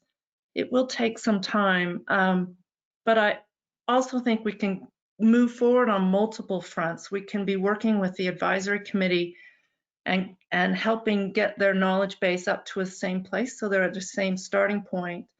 At the same time that we're reaching out to different constituencies in the city through associations and organizations, local groups who represent parents, students, teachers, leaders, and working through those organizations to get their input on things. Jennifer, I don't know if you want to step in and add some more thoughts about interacting with stakeholders that way and trying to come to that, or Rebecca, our answers may be long, and so you can cut us off if you want to go in a different direction. I would just add that I think one of the things that, strengthen our partnership is the fact that we do have relationships with DC public schools, DC public charter schools. And so building on those relationships, you don't seem so much as an imposition, and being able to get some of those meetings scheduled, although, everyone may be Zoomed out and so forth. I think, we do have an opportunity to make some traction and actually build on the relationships that we've already fostered with those different educational agencies. Thank you. And my next question is, this is really just a clarifying question. Part of your responses included that your structure is built to be agile, responsive, and adaptable to needs and demands of the RPP work. And I would like to hear more about how hiring the 2 full-time researchers fits into that goal, and also how that would impact how you assign work across partners. It's a good question. we see one of the strengths of an RPP in having researchers who know the context in which they're researching. And so we want to be certain that over time we're able to bring on people as full-time researchers who are dedicated to this work and really are steeped in what is happening in DC, and so can be valuable to practitioners and policymakers over time. So that fits in as a core group of people who know things deeply. But then we have set up these, in our structure, we'll be able to create research teams who may have a core member and some other experts who are doing this work part-time as part of the partnership and have other work either as faculty members or researchers on other products for their institutions. But we're able to form those teams for each question. And the way we've set this up is we want, there are some important things in the way RPPs do their work, that they have commitment, that they have structures in place about how we work together, and that they bring the right expertise. So it's the right research expertise, it's the right technical assistance expertise, it's the right partnership expertise. And then, so we're trying to create teams, and that's what our stewardship group does together, is to create the right team for the right project. Is there anybody else on my team who wants to join in on that one? Did that capture kind of what you were asking there, Rebecca? Just clarifying, so it's your thought that having a couple of folks on staff that really understand sort of the landscape and expertise of the big picture, to help either sit in or lead or be part of a larger research group is what I heard. Yes, that's right. Okay, thank you. Thank you, Rebecca. Susanna Groves from the DC Council Budget Office.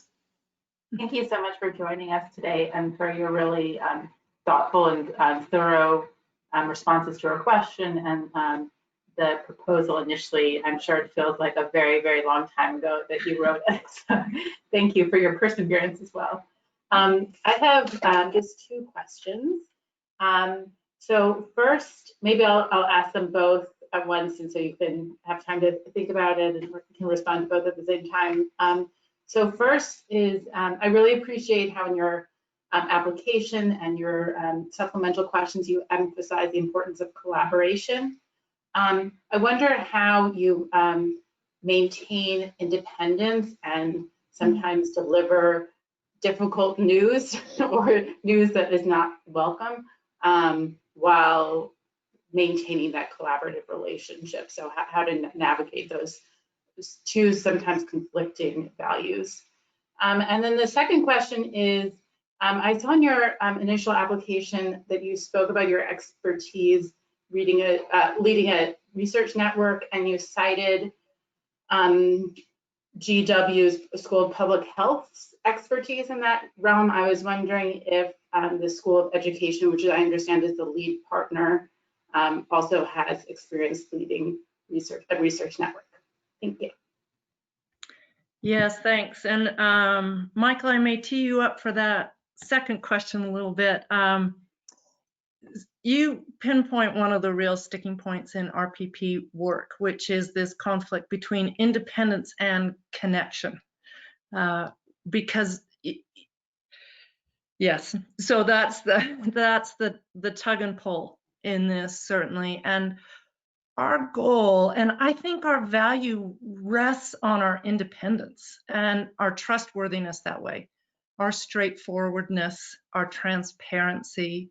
And I think in that transparency, there's particular power in expressing to everybody the same message, the same information, and sharing that broadly. So we're not privileging different partners in this conversation. I think that matters a lot for the trustworthiness and how we go about this.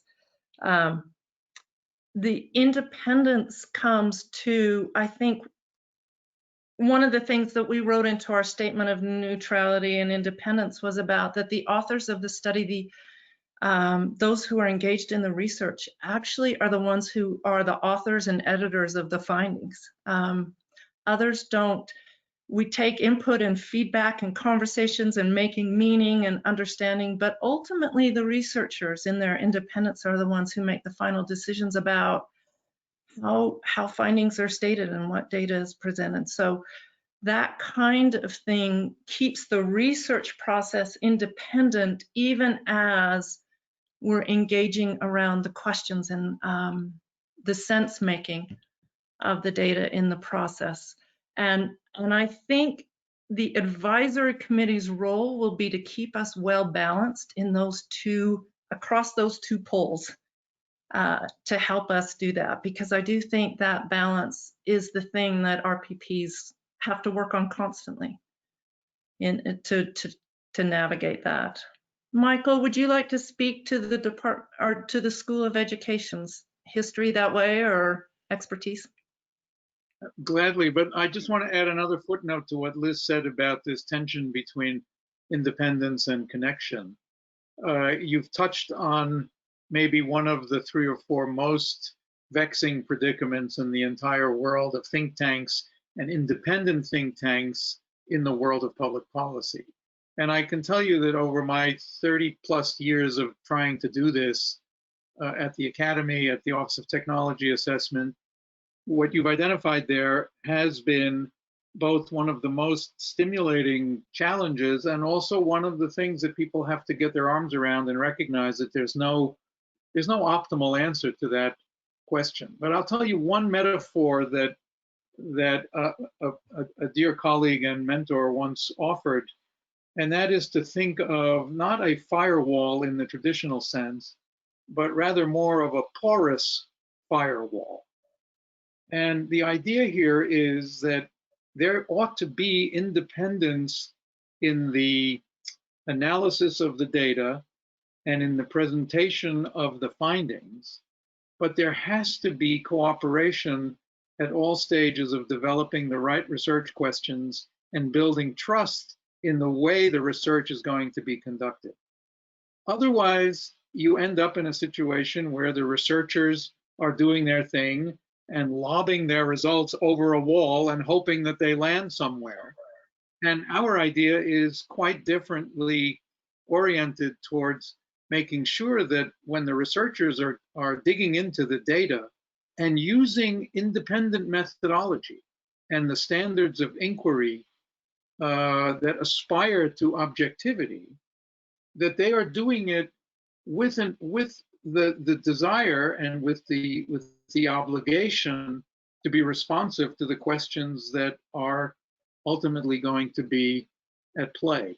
So you're right, this is a tension. Many of us have been in this for a long time, and we've learned some of the, shall we say, techniques of navigating through that very complicated thing. But I'm glad you asked the question, because I worry about that a lot, and I'm glad to see that other people worry about it too. So I've gotten to the point where I no longer really believe that purely independent lobbing of results over the wall is going to advance educational improvement. If there isn't some form of continuous engagement from the development of the questions to the appreciation for the constraints that the researchers are facing, to the plus minus, the fragility, the validity, the reliability of the data, all of that requires conversation and cooperation. On the business of where GW has been on this, well, we've done some work for the city, in fact, in a consortium arrangement, and we were providing, I think, some pretty useful research-based guidance to the National Academy of Sciences in their 2+ and 2+ stage efforts to do evaluations of the para and the like.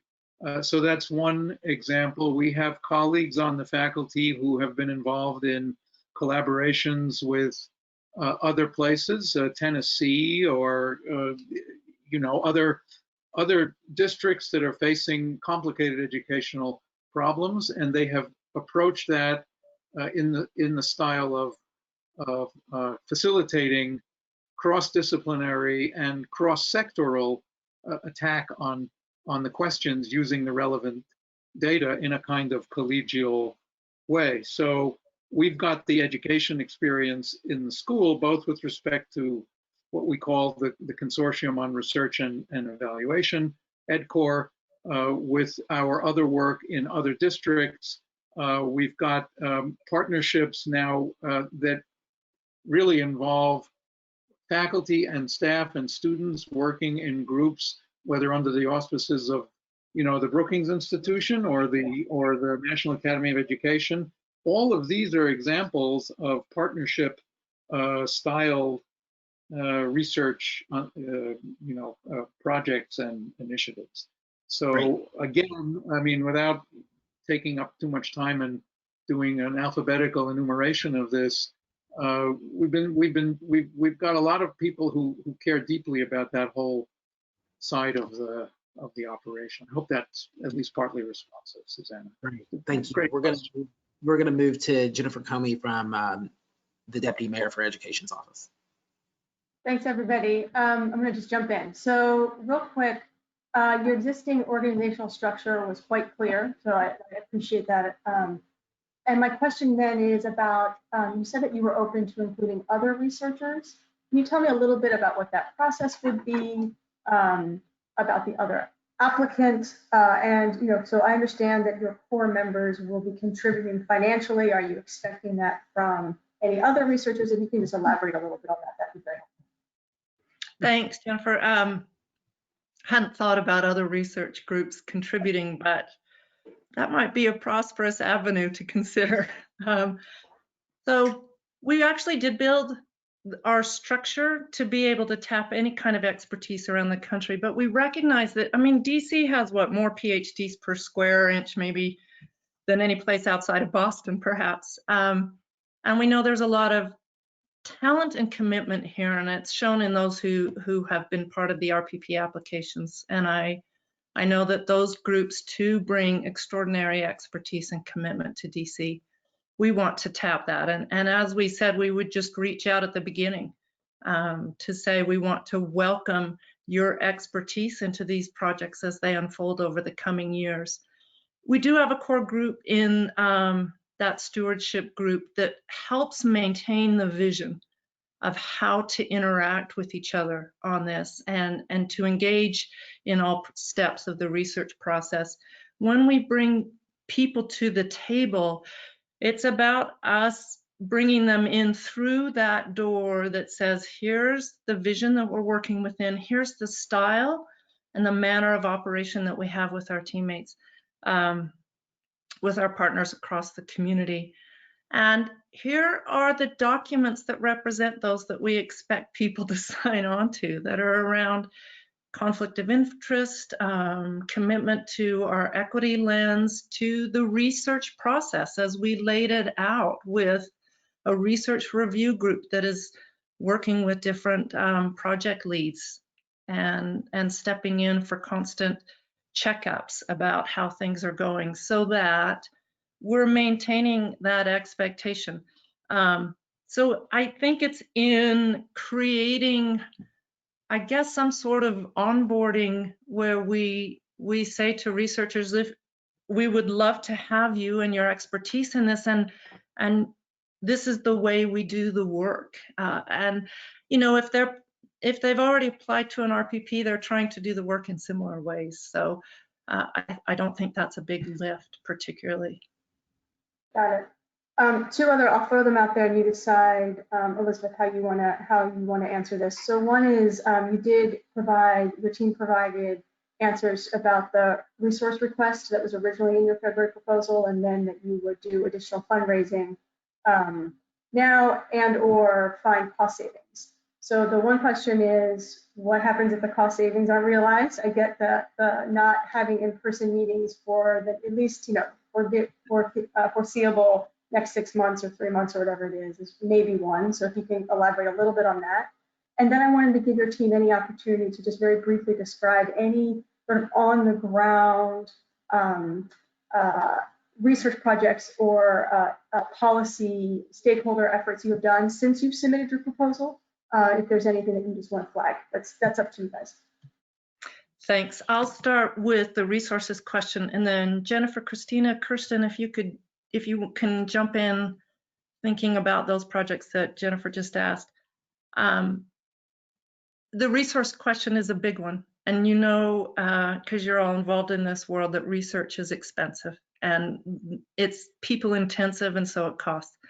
We have a lot of commitment from the organizations and the in-kind commitment to get started. It will take substantial fundraising to get anywhere near our aspirations for a research agenda.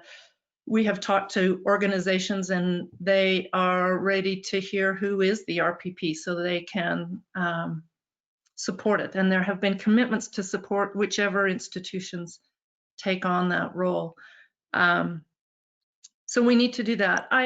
I also think it's important to state that we do want DC to provide some resources. One place we want those resources is internally in DC, to have the people there who are spending time and connection with this work so that it is valuable, and they're facilitating the collaboration internally with their team and bringing the right people to the table on that side, on the practitioner side. So we want that kind of commitment from DC to support this work. And also, I think putting some skin in the game helps us work with funders. We'd want to do that fundraising together with DC too, that we're a partnership group that's coming for that funding. It's not just for our organizations, it's for the larger DC community that this work's happening. And so having that DC representation, I think, is important. I'm not completely sure where all the other cost savings are. Certainly we'll enlist graduate students, which helps, but you know, that's not going to cut all of it. I do think it's trying to help. You know, these are tough times, and that's a lift that I think should concern us all a bit, because we want this work to be valuable and we also want it to be extensive. So finding the resources has to be a priority. Jennifer, are there any things you would add? And then Christina and Kirsten, while we have maybe just a couple minutes. Quickly. Okay. Yeah, sure. So just to talk about some of the current projects, and again, just another a strength, a feather in our cap as an RPP. So Capstone Institute at Howard University has been in the business of school improvement for over 20 years, and again, has developed relationships with DC public schools, DC public charter schools, currently have active grants that serve public charter schools and DC public schools. And so again, I think that building on those relationships and being on the ground right now, even through the pandemic, and with all of the challenges that brings, and how to still provide academic support services to students or provide the necessary supports to teachers in navigating that playing field, while also keeping this notion of continuous improvement in mind to drive our work, has been fruitful. We also partner with faculty members who are senior faculty associates for the research center on campus, with faculty members from the College of Arts and Sciences, from the Department of Psychology, from Howard School of Education, from the engineering department. So we have access to these resources or these assets and talents that are already here in DC, who've been working with the center for many, many years, who've been working to support many of the grants and contracts that we have currently, as well as those that we've had in the past. And they're willing to bring their assets and talents to serve the RPP in that way as well. Thank you. Akeem Anderson, DC Council Committee on Education. Yeah, no, thank you guys for your time and the supplemental material that you sent over. The benefit of going last is a lot of your questions have already been asked. But I do want to pick up on what Jennifer was just asking. I think, and I think you guys somewhat touch on this in question 10 of your supplemental piece. So the budgetary request that you guys have asked for 21 is not in the council budget for FY21. Given that the revenue estimates for the city is coming in a lot lower, and I think there's another one coming in a couple of weeks. That's anticipated to be even lower than they were before. How are you guys thinking about approaching the district for funds in future fiscal years, given the financial situation that the district's faced with? Do you know what, Akeem? We would love to take your advice on how to approach the council for that sort of funding over time. But I think there are a couple of pieces. One is that data collection is expensive. And so I think we need to start with what we have and capturing what we have and seeing what kinds of questions we can answer with the data that we have. So that's one way, I think, to direct the studies in the early months until we're able to get some funding over time. I also think it's working with the council and the mayor's office, talking about the value that we provide in this, and it's showing that up front and proving that at each step, that there is value in this research for addressing timely questions. Things that are of topical interest to DC right now in their studies, rather than 2 or 3 years out, which you certainly want to look at in a 5-year research agenda. But it's also trying to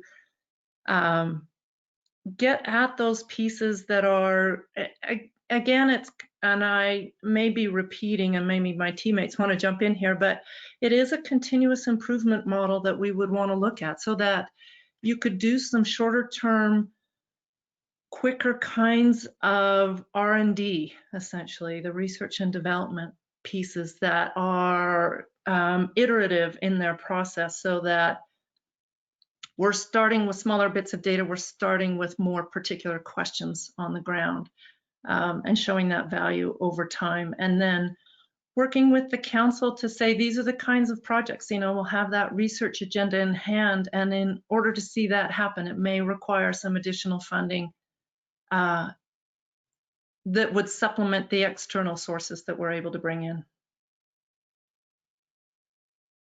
If anybody else wants to join in from my team with some thoughts on that. I'll just add one sentence based on my experience in other settings where the early stage funding was limited for all kinds of reasons. But the strategy then became one of demonstrating rather, gradually with well-chosen topics and well-chosen products, the value of the operation, which then generated even more interest and trust and confidence that as resources become more available, there's plenty of work waiting to be done. So that's one part of this, that there is a certain kind of proof of concept strategy built into this. And we know, and I know because as one of the leaders of a university that has faced some rather severe financial mitigation issues over this past year, I know exactly what the city is dealing with here, but that shouldn't discourage us from getting some good work underway. And in so doing, I believe we will also trigger even more interest on the part of the philanthropic community, which is standing ready, is eager to know if we are going to be the partner because they want to participate. And so there's that element of it as well. And the third thing I'll say is, one of the ironies here is that when you talk to the foundation community, one of their first questions is, well, is the city going to pony up too? And they've got a point, because there's got to be some local buy-in for the concept and for the hope for what comes out of it. Even if in the very early stage, the city doesn't yet currently have the same kind of budget that it thought it did a year or so ago, that's okay. But an indication that the city is investing in this, whether through time, help, resources, partnership. I mean, you and we going together to the heads of the relevant foundations will make a very effective, will be a more effective strategy for building up to the kind of, resource base that we think, I was going to say ultimately, but actually it shouldn't be too long from now. Soon, but not maybe on day one, but certainly in the short term, we can be aspiring to. So I'm hopeful, I'm confident because of the conversations we've had with philanthropists, whether it's donors to GW, whether it's the heads of the foundations with whom we have lots and lots of connection and ongoing work. And they know that, you know, pandemic is no laughing matter here, and that the city budget is what it is. But we can get a lot of good work done and build the infrastructure. Yeah. I don't mean to cut you off, but I know like Justin's been keeping us on a tight time frame. And I did have one more question. To that point, I would argue that the city has made an investment in this by mandating that OSSI turns over the data, which is a key part of the seriousness that the city has showed towards this. But I do want to ask this last question. So policymakers look at research with a different lens. Practitioners are looking at it from another lens, and even the general public or parents are looking at research evidence from a whole separate lens. And I'm more curious from some of the research partners, can you talk about your experience making sure that your research is accessible to all of those different audiences, so that particularly for practitioners, one of the things that I've heard from principals and teachers is they are hoping that this will help guide their practice and leading towards changes in their practice to make it more effective for kids. So can some of you guys quickly talk about that? Christina, do you want to jump in? And Kirsten, do you want to jump in? And Jennifer, if there's some time. Just a little bit. Hey, I'll give a quick example, I hope, and this is something that certainly, you know, as researchers at Policy Studies Associates, we think about a lot, and we, you know, really pay attention to who that ultimate audience is for how the research will be used, so that it's written in accessible ways, you know, non-technical ways, if it's intended for a practical audience, and really draws out the recommendations that are derived from the findings.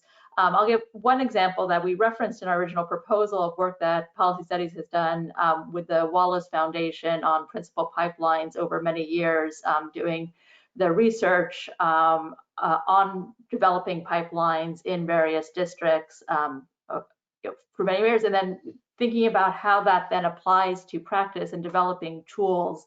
Our team more recently has begun to work to develop rubrics that districts can use in developing pipeline self-study guides that are really grounded in the research that came out. So it's really thinking about where's the original research, and then how can that be applied to create practical documents, practical tools that can really lead to changes in practice, changes in policy. And I know there's many other examples from us, but from AIR and others as well, so we often do. Great. That will conclude our round of questions from the selection committee. I'll give you 1 or 2 minutes, Dr. Grant, if you want to provide some closing summary thoughts, and then we'll adjourn. Well, just to say thank you for the opportunity. This has been a long road, I know, for everybody to get to this place, and your seriousness in the questions that you're posing and have asked of us and your review, we appreciate. There is something very important in thinking about the power of an RPP, if done with both the researchers and the practitioners in this together, and what it can do to inform change and help you all out as you're addressing some really big challenges in DC. And we are, we're just really confident that what we have pulled together and what we're able to do together as a partnership will make a difference. And that's why we're in it. We're in it, and we're committed to that kind of end. And so with the talent that we have on screen here, and also those who are off screen, I think we can add a great deal to the conversations and the direction and the information that leaders have to make big, important decisions for what is happening in DC. And we're excited at the possibility of being part of that. So thanks again for having us today. Great. Thank you. Thank you so much, Dr. Grant and the entire group. We appreciate you spending time with us today and sharing your presentation and for all of your work. And also to, the same thing to the Urban Institute who went earlier in the day. This will conclude our fourth meeting with the selection committee. We will meet, I believe, soon. I can't remember the date off the top of my head, but we will meet again soon for additional deliberation, and I will send, what date was that, Akeem? Tell me again. I think it's the 29th. At least I have a hold on my calendar for that day. That sounds about right. I will send you next steps of how we want to sort of organize our thoughts and move forward with the rest of the business that we need to take care of. Thank you all for joining us today. Thanks, Justin. Thank Thanks, you. everybody. Thank you. Bye-bye. Happy holidays. Happy holidays. Happy holidays.